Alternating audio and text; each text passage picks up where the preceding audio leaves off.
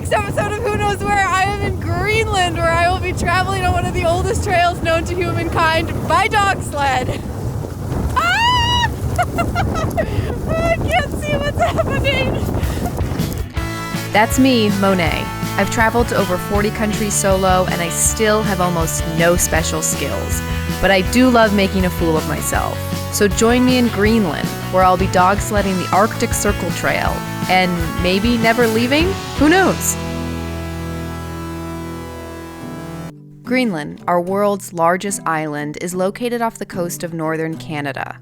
79% of the country is covered in the largest continental ice sheet outside of Antarctica. The country is roughly the size of Western Europe and has a population that's about as big as a small city in the US. Greenland was colonized by Denmark over 3 centuries ago, and since 2009 has been a self-governing territory.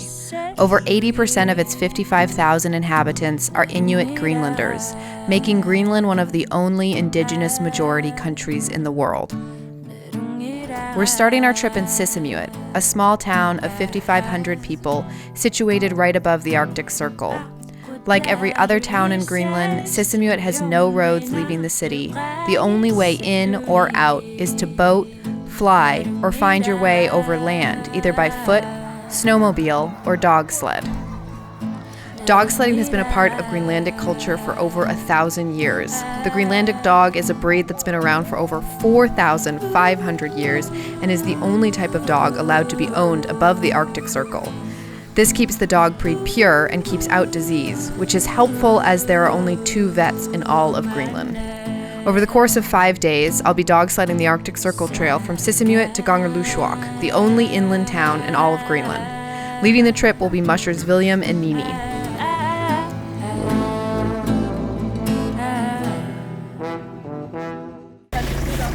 Unfucking-believable. We've been on the hunt for correct pair of pants for me so that I don't die while we're sledding in the Arctic weather conditions. Jesper, our local contact's girlfriend's pants were too small for me, and now we've moved on to the third option, which is William's mother's pants. It's a great story. You could try them. Oh. Which is the front? Yeah. That's too big? See. What about a belt?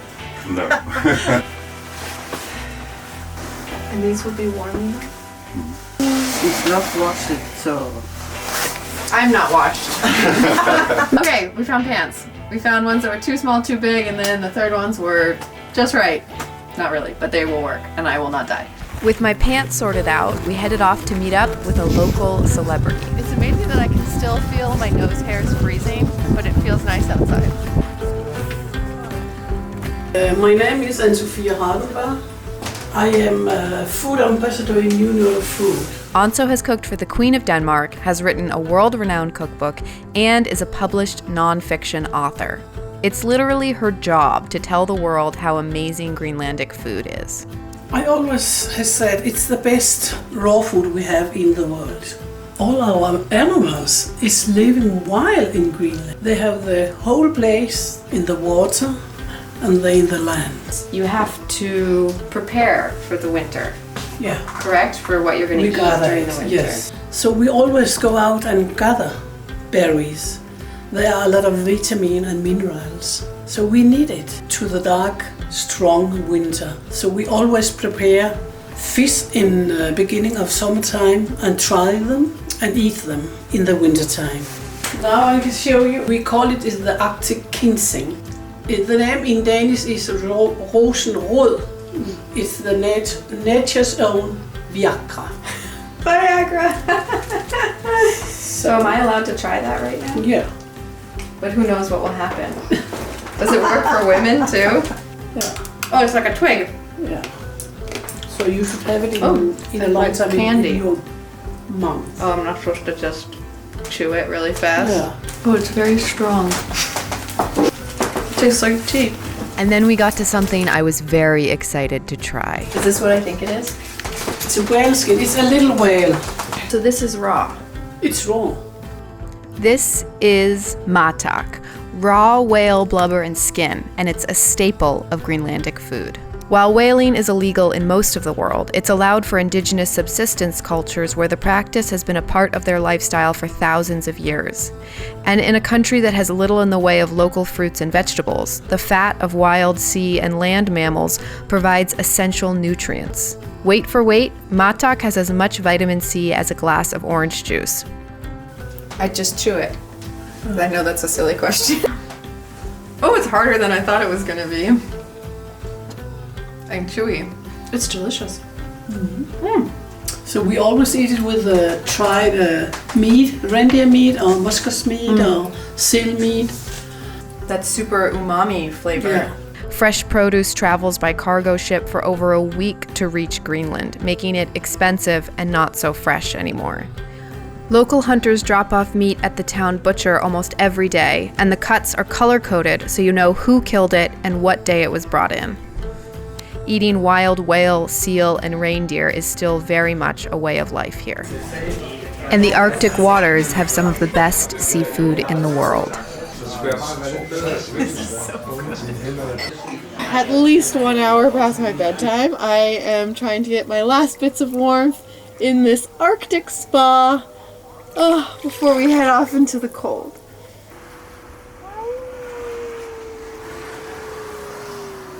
The next day, we met up at Nini and William's house to pack before getting on the sled. At this point in early March of 2020, coronavirus is spreading, but most of the Greenlanders I speak to agree that it feels like a distant threat. That was about to change. Testbot just told us that coronavirus is arrived to Kangerlussuaq. So there's Just one? they don't know yet. They are still investigating. Okay. It can be you are staying in Kangerlussuaq. Like we're stuck there. Yeah. Might be. They don't know yet. I don't know. Is once we leave, is there any way to? Are we in touch with people? No. No. So we leave today. We don't know what's happening. We arrive in Kangerlussuaq. Then we will. Find out. Yeah. And you guys feel okay? Keep going to Kangerlussuaq? Yeah. Okay. We're going to Kangerlussuaq. We're only 3 hours behind schedule. So because Kangerlussuaq is so small and Greenland has a very fragile healthcare system, if the case were to be confirmed, the town would most likely be put on lockdown immediately. We would be able to enter, but not to leave. We decided to take our chances. I have no idea how we're going to fit on that. 4 people on the sled. 4 of us, plus all of our things, which we sit on top of. So you guys sit up front, Yes. we sit in the back. Yeah. Okay. The most important part. Brakes. Brakes. Those are the brakes. How does it work? You just put them over and hold Yeah. it? Let go. You let It go. will automate. You let go. But if you guys fall off and die, and we Yeah. pull those, Then you have to do it. Second break. you stand Step on in. it. Stand on it. Don't die. William, how do we poop? Behind this lip. Really? Yeah. Can't believe this is happening. Also, today has been so dramatic. Let party begin. For over 4,000 years, humans have been traveling this area to move between summer and winter hunting grounds, making the Arctic Circle Trail one of the oldest trails in human history. The area it runs through is Greenland's most recent UNESCO World Heritage Site and provides the most complete and best preserved record of Arctic hunting traditions from 2,500 BCE onwards. It's still used today for travel between Sisimiut and Kangerlussuaq, though most people now go by snowmobile.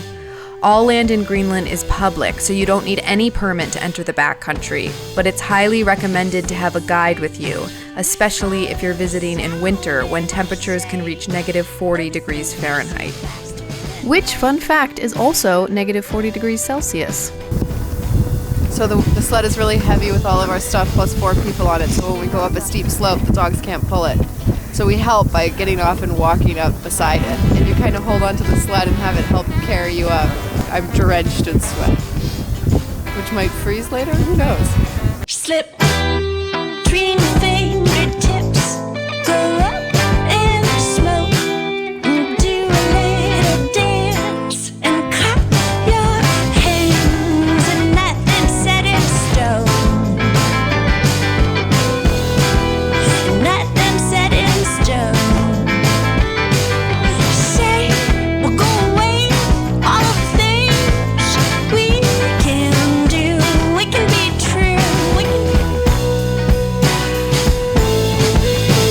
Each night, we would be staying in huts that are open for public use. We made it! When you arrive at a hut in winter, the first thing you do, before unloading, before unhooking the dogs, is to warm it up because it is fucking cold. While the hut is warming up, you unload the sled and tie up the dogs for the night.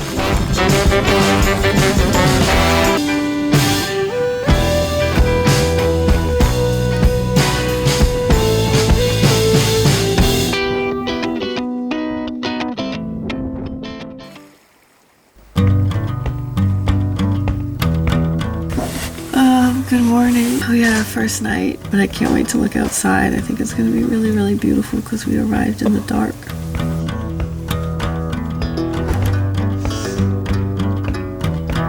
Getting ready to go outside is no small feat. Base layers, a sweater, 2 pairs of socks, first pair of pants, second pair of pants, insulated boots, a neck warmer, my insane Fjallraven jacket, a hat, and gloves. All need to go on before I can even think of going outside.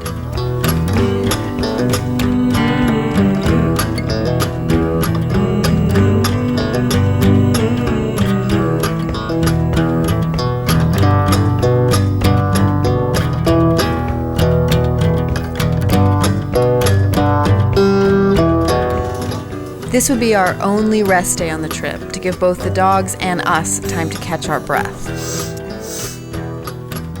And while we had some time to learn what the heater oil does to your snot, Oh my God. we also had some chores to attend to. The dogs are slipping.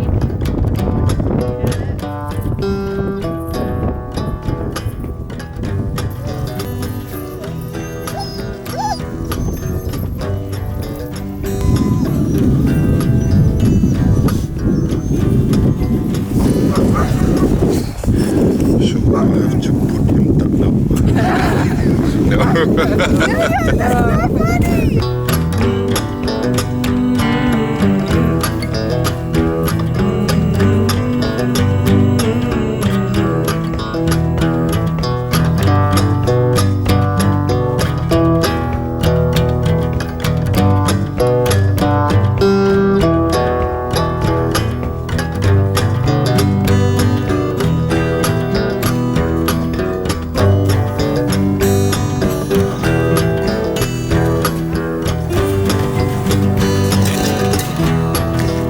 All the dirt have to run first, so we can collect some clean water.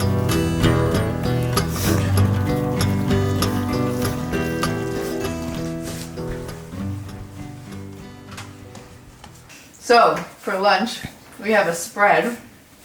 Dried halibut, dried muskox, dried sardines, dried whale, and raw narwhal. Is there a way to say that you say before you eat in Greenlandic? Dicken. Dicken. The kaplan especially require a bit of skill to know how to eat them. Did I do a bad job? Yeah.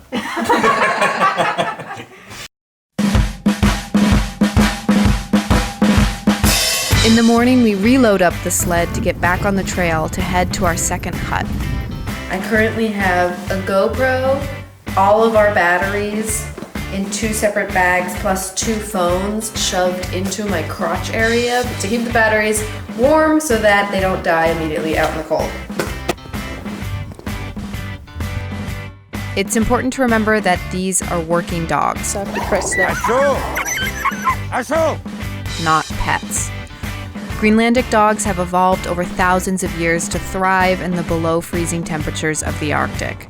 They live their entire lives outside and need to be tied up when they aren't working. And though they are considered domesticated, they very much still have a wild temperament to them. So we just set off about 10 minutes ago. You can see the hut down there. Dogsledding is, rightly so, a sensitive topic for animal rights activists. As a tourist, it's up to you to do the research beforehand to make sure you're supporting ethical mushers. I suggest you also be open to traditions and ways of life that vastly differ from your own. Dogsledding is a real form of transportation in Greenland where there are no roads between towns, and it's in danger of disappearing due to climate change and the rise in snowmobile use.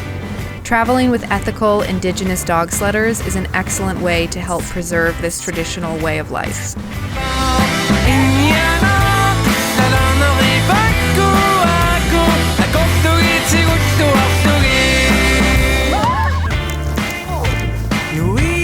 Oh yeah, and this might happen.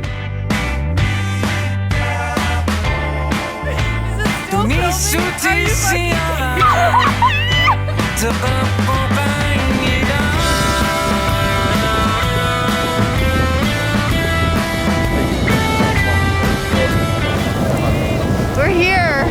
Ha! How many hours has it been? I don't know, 6 something hours? And there's the hut! My nose is really cold. It's so fucking beautiful here.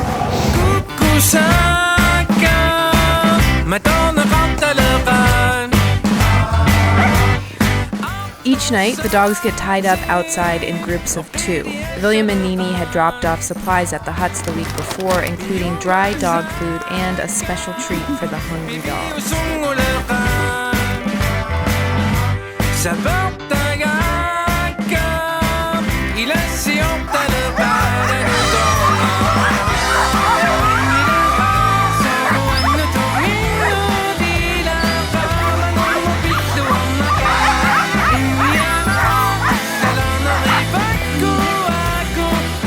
And while I wear 500 layers to go outside, Nini wears traditional polar bear pants that Greenlanders have been wearing for thousands of years.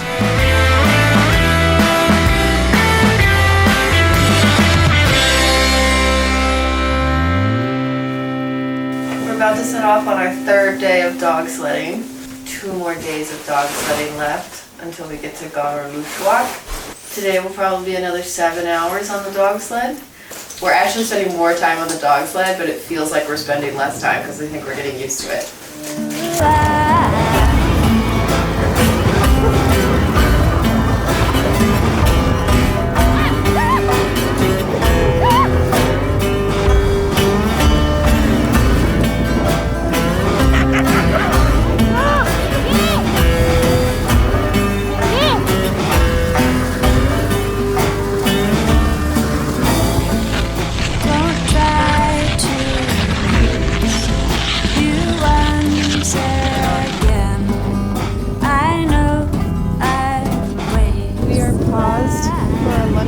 Also a nail salon break for all the dogs to get their toe hair clipped and nails clipped. The snow collects and gets turned into ice, so it hurts when they run.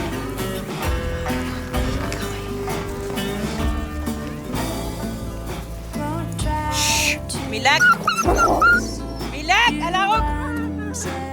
We are halfway to Garderlussuaq.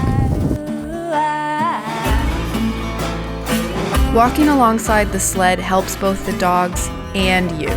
It's deceptively difficult in so many clothes and is pretty much the only way to keep your blood circulating to prevent frostbite or worse.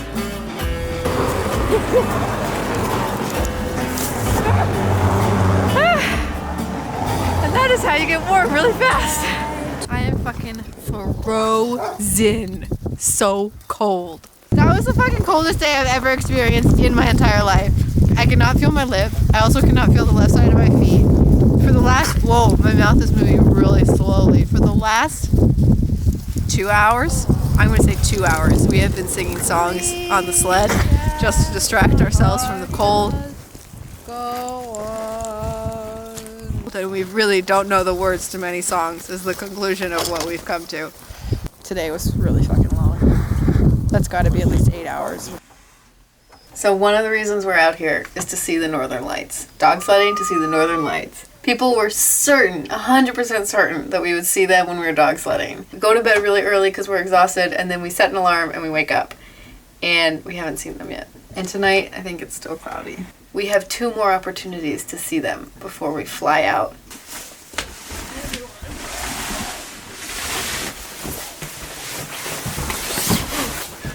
It is our last day of dog sledding on the trail.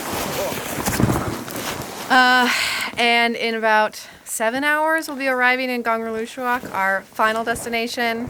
We have one more blissful, really cold day on the snow and ice and frozen lakes. And then we say goodbye to the dog sled. We're gonna put the harness on the dog. They're a little bit scary. This one. I'm out. Yeah. You ready? Good boy. You are? Good boy. Apalo? Oh, good boy. You hold him like that? Yeah. Just get our dogs for a walk.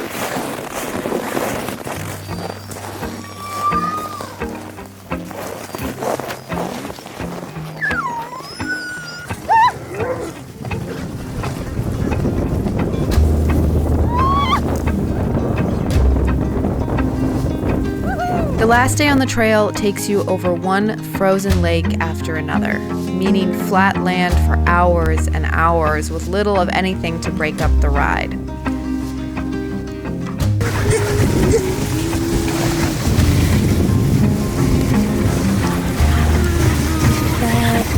took all the strength I had just not to fall apart. Kept trying to mend the bruised pieces of my broken heart. I spent so many nights just thinking how you did me wrong, and I grew strong.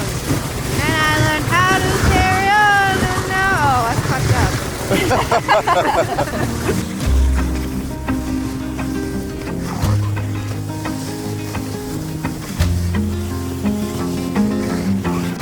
And then on Friday, March 13th, we arrived at the outer limits of Gongerlussuaq.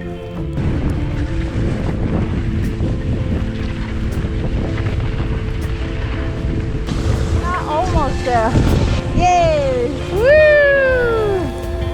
Unbeknownst to us, the world had changed over the past 5 days.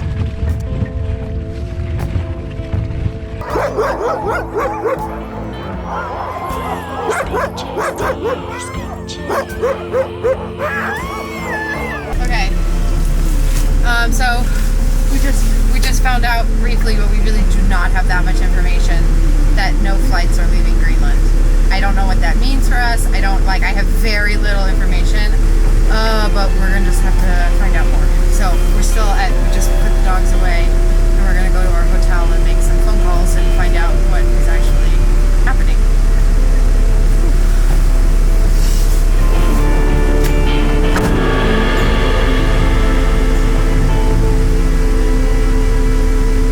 Back at the hotel, I called our contact at Visit Greenland and learned that Italy was on lockdown. Trump had issued a European travel ban, and Denmark had closed its borders. Worst case scenario, if Greenland's borders are closed both in and out, what happens? Yeah. As far as we know right now, the Danish border, which is what the Greenlandic police are working with as well, is closed for 30 days, a month. If it happens that we can't get you out, we'll have to try to find somewhere to house you until you can get home. Okay.